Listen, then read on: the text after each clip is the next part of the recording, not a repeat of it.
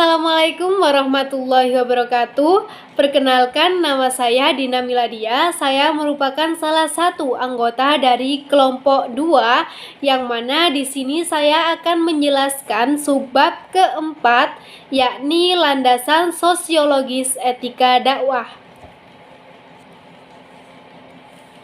Landasan sosiologis merupakan suatu pertimbangan yang dibuat untuk menggambarkan bahwa peraturan yang dibentuk itu untuk memenuhi kebutuhan masyarakat dalam berbagai aspek, yang mana peraturan ini dibuat dengan tujuan memenuhi kebutuhan masyarakat dan negara. Sedangkan dakwah sendiri yaitu segala bentuk aktivitas penyampaian ajaran agama Islam kepada orang lain dengan berbagai cara yang bijaksana sesuai dengan ajaran agama Islam, tanpa ada suatu paksaan, dengan tujuan agar terciptanya individu maupun masyarakat yang menghayati dan mengamalkan ajaran agama Islam di dalam kehidupan bermasyarakat. Sedangkan etika dakwah merupakan ilmu yang mempelajari arti baik, buruk, dan apa yang seharusnya pantas dilakukan oleh manusia, tujuan mana yang harus dituju, dan menunjukkan jalan yang seharusnya dilalui. Dalam etika dakwah ini dirumuskan sebagai ilmu yang mempelajari aspek-aspek yang mendalam mengenai kegiatan berdakwah, yakni menyampaikan ajaran agama Islam kepada orang lain sesuai yang diajarkan oleh Rasulullah SAW. Selain itu, pertanggungjawaban moral dalam kegiatan berdakwah dan kepuasan dalam perbuatan berdakwah, sehingga masyarakat dapat dengan mudah menerima pesan dakwah tersebut, dan tujuan dakwah pun akan tercapai sesuai dengan rencana yang telah dibuat. Akan tetapi ilmu dakwah ini bukan hanya sekedar ilmu yang menjelaskan gejala-gejala alam ataupun sosial, dan bukan hanya ilmu yang menggambarkan tentang realitas sosial yang telah terjadi apa adanya tanpa tujuan untuk perubahan masyarakat sosial ke arah yang lebih baik. Tetapi ilmu dakwah ini merupakan suatu ilmu yang memiliki tujuan untuk mengubah masyarakatnya kepada hal yang lebih baik lagi, baik itu dalam etika, moral, perbaikan kehidupan bermasyarakat, dan relasi sosial kemasyarakatan yang berbasis pada nilai-nilai ajaran agama Islam yang telah diyakini kebenarannya. Nah, landasan sosial etika dakwah. Dakwah merupakan suatu lembaga atau aktivitas sosial yang dapat menyeru masyarakatnya ke ranah kehidupan yang lebih baik lagi, yakni dengan menggunakan nilai-nilai ajaran agama Islam yang sesuai dengan Al-Quran dan Sunnah yang telah diajarkan oleh Nabi Muhammad SAW. Sehingga kegiatan dakwah ini tidak dapat diabaikan atau dianggap menjadi suatu hal yang kecil. Lembaga ini harus tetap memiliki atau selalu membawa khidmat pada hal kebaikan, etika, moral, kesucian, keadilan, dan kebajikan yang sesuai dengan syariat ajaran agama Islam. Telah terbukti bahwa lembaga dakwah ini sudah seringkali menyelesaikan masalah-masalah yang telah terjadi di masyarakat, seperti masalah kebodohan, kemiskinan, kekeluargaan, perdamaian, perekonomian, pengangguran, dan lain-lain. Dakwah dalam pandangan sosiologi yakni sebagai sebuah tindakan sosial yang mana nilainya menjadi sesuatu bagian yang melembaga dan dapat mempengaruhi dari masyarakat dakwah, yang mana nilai-nilai dakwah tersebut menjadi sesuatu yang dihormati, dipahami, dan ditaati. Akan tetapi, suatu nilai tersebut tidak akan dapat dikatakan ke dalam realitas sosial tanpa adanya agen of socialization yang berperan aktif untuk mentransformasikan atau merubah nilai-nilai tersebut ke dalam masyarakat Oleh karena itu, nilai dakwah harus dapat disampaikan kepada masyarakat, yakni dengan tindakan dan interaksi yang pastinya selalu mengedepankan etika dakwah yang baik, sehingga menghasilkan kondisi dan tatanan yang baru yang lebih baik dalam masyarakat, atau biasa disebut dengan mobilisasi. Dalam sosiologi dakwah ini tidak hanya melihat normatifnya dakwah, tetapi juga melihat dakwah dalam dinamika sosial masyarakatnya. Seperti halnya bagaimana dakwah tetap dapat berperan aktif dalam proses penyadaran masyarakat untuk kembali kepada fitrahnya. Dakwah pada masa kini yakni dengan memanfaatkan media sosial sehingga yang menyebarkan kegiatan baik yang dapat mendobrak kerangka berpikir dan bertindak masyarakat agar dapat memperbaiki diri maupun keluarganya agar tetap mengamalkan dan menghayati nilai-nilai ajaran agama Islam yang sesuai dengan syariat agama Islam. Nah, pemahaman dakwah terhadap masyarakat sosial kini harus bermetamorfosa kepada kekomprehensifan nilai-nilai ajaran agama Islam, yakni dengan tujuan sebagai wujud rahmatan lil alamin. Artinya, dakwah harus masuk ke semua lapisan masyarakat, baik tingkat mikro, yaitu dalam tingkat interaksi antara individu dengan masyarakat, dan tingkat meso, yakni berupa tingkatan antara berbagai hubungan kelompok dengan masyarakat, dan yang terakhir tingkat makro, yaitu pada tatanan struktural.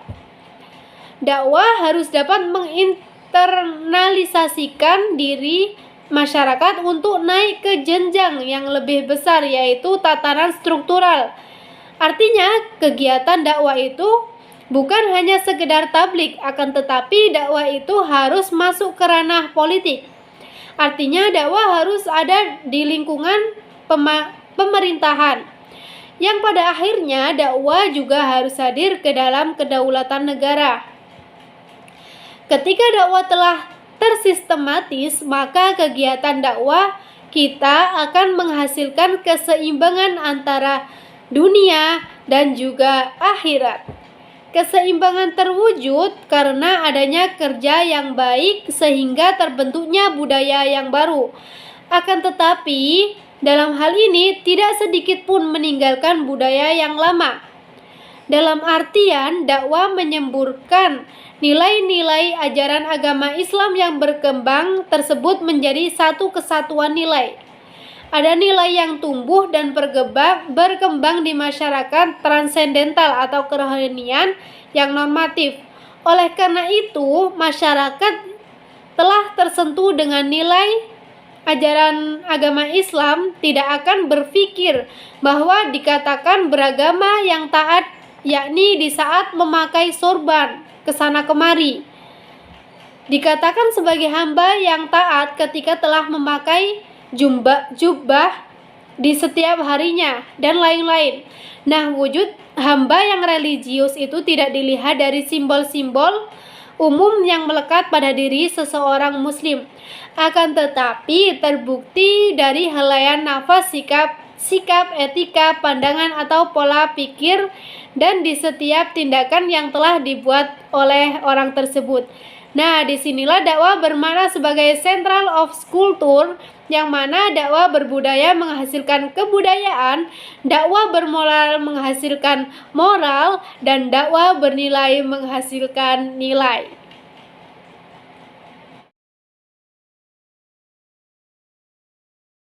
Dakwah dalam interpretasi sosiologi. Yang pertama, dakwah sebagai proses sosial. Proses sosial merupakan suatu cara berhubungan antara manusia satu dengan manusia yang lainnya, atau perorangan dengan kelompok-kelompok lainnya, saling bertemu dan menentukan sistem dan bentuk-bentuk hubungan. dapat dikatakan juga sebagai hubungan yang dapat menghasilkan pengaruh timbal balik antara sosial dan politik, politik dengan ekonomi, dan hukum dengan lain-lainnya. Setiap kelompok maupun anggota dalam proses sosial tentu terdapat salah satu anggota yang nonkonformis, sebagai kelompok yang menyimpang dari nilai-nilai kebenaran. Nah, disinilah dakwah datang sebagai agen of social engineering dengan tujuan untuk bertindak mengarahkan masyarakat yang non-konformis ke dalam kelompok konformis, baik itu dalam segi budaya kearifan lokal maupun dalam nilai transendental. Maka disinilah dakwah sebagai proses dalam upaya penyadaran dan penyeimbangan masyarakat manusia sosial agar bisa menjadi manusia yang tidak menyimpang dan tetap menjalankan nilai-nilai ajaran agama Islam. Yang kedua yakni dakwah sebagai interaksi sosial. Interaksi merupakan salah satu hal yang sangat penting dan menjadi dasar dari proses sosial. Tanpa adanya interaksi, maka kehidupan sosial kemasyarakatan tidak akan bisa terwujud. Saling berjabat tangan, saling menegur, sharing, diskusi, menyapa, dan lain-lain, itulah aktivitas yang tergolong dalam interaksi sosial. Sedangkan dakwah dikatakan bentuk interaksi sosial karena dakwah merupakan suatu proses tindakan sosial yang dapat merajut hubungan sosial yang dinamis, baik itu antar individu, antar kelompok, maupun individu dengan kelompok, yang mana melibatkan timbulnya suatu komunikasi dan kontak sosial. Sehingga sampai saat ini dakwah semakin mengglobal di kalangan kehidupan manusia. Komunikasi dan kontak menjadi salah satu syarat utama dan bahkan menjadi indikator kesuksesan dari pelaksanaan kegiatan dakwah di masyarakat.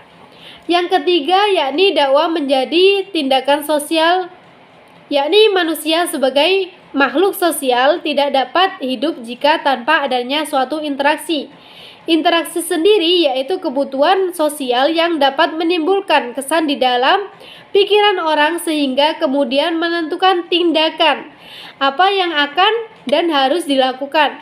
Tindakan sosial dalam dakwah sendiri dimaknai sebagai aksi karena dapat memberi pengaruh yang signifikan terhadap masyarakat.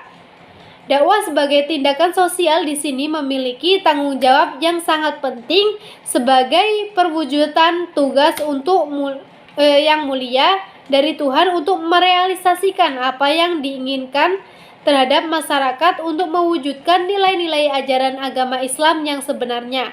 Yang keempat yakni dakwah sebagai mobilitas sosial. Dakwah sebagai mobilitas sosial yakni perannya sebagai mobilisator untuk memindahkan status individu maupun masyarakatnya dari tingkat yang rendah ke tingkat yang lebih tinggi.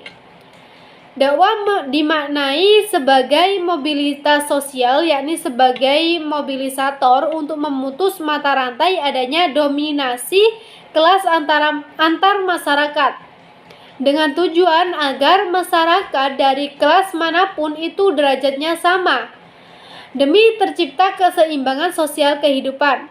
Dakwah sebagai mobilitas sosial dapat mempercepat tingkat perubahan masyarakat ke arah yang lebih baik lagi. Hal ini dapat bergerak lebih cepat jika diimbangi dengan kualitas SDM. Oleh karena itu, hal ini sangat perlu untuk meningkatkan kualitas dari dakwah maupun pelaksana dakwah, yakni dai. Yang kelima yakni dakwah dalam dinamika sosial. Dinamika sosial memiliki arti bahwa manusia dan masyarakat selalu mengalami perkembangan dan perubahan, baik itu secara cepat maupun lambat. Oleh karena itu, dalam kelompok masyarakat pasti terdapat juga suatu keniscayaan dalam perubahan dan perkembangan. Karena basis dasar dari manusia sendiri memiliki sifat yang selalu berubah tanpa adanya kepuasan. Dengan hal ini, maka dakwah hadir diharapkan dapat menjadi hati dari problem solver terhadap perubahan dan perkembangan yang telah terjadi di lingkungan masyarakat. Yang keenam, yakni dakwah sebagai sistem sosial. Sistem sosial sendiri diartikan sebagai interdependensi atau hubungan yang saling berkaitan, berinteraksi, dan saling ketergantungan antara komponen atau bagian dan proses pengatur hubungan antar yang satu dengan yang lainnya. Dakwah di sini dimaksud sebagai sistem sebuah keterpaduan dari berbagai unsur yang mendukung terjalinnya kegiatan aktivitas berdakwah. Dalam sistem masyarakat dakwah terdapat unsur keterkaitan yang tidak dapat dipisahkan satu sama lainnya, yang mana dakwah berkaitan dengan elemen masyarakat. Dalam artian dakwah sebagai bentuk interpretasi kerja manusia dan ditujukan untuk manusia yang terdapat dalam lingkungan masyarakat yang dilengkapi dengan nilai dan moral. Dan yang terakhir, yang ketujuh, dakwah sebagai lembaga sosial. Nah, lembaga sosial di sini diartikan sebagai seluruh sistem yang terbentuk berdasarkan tujuan dan fungsi tertentu dalam suatu masyarakat. Menurut sudut pandang dakwah, lembaga sosial dapat diartikan sebagai sistem nilai yang diketahui, dimengerti, ditaati, dan dihargai oleh manusia masyarakat sosial dakwah. Yang mana nilai-nilai dakwah sebagai sistem yang berada pada masyarakat berdasarkan fungsinya sebagai khalifah. Dengan adanya manusia, yakni untuk mentransfer nilai-nilai ajaran agama Islam untuk diamalkan ke dalam kehidupan bermasyarakat. Sekian, terima kasih. Apabila ada kesalahan kata, mohon dimaafkan. Wassalamualaikum warahmatullahi wabarakatuh.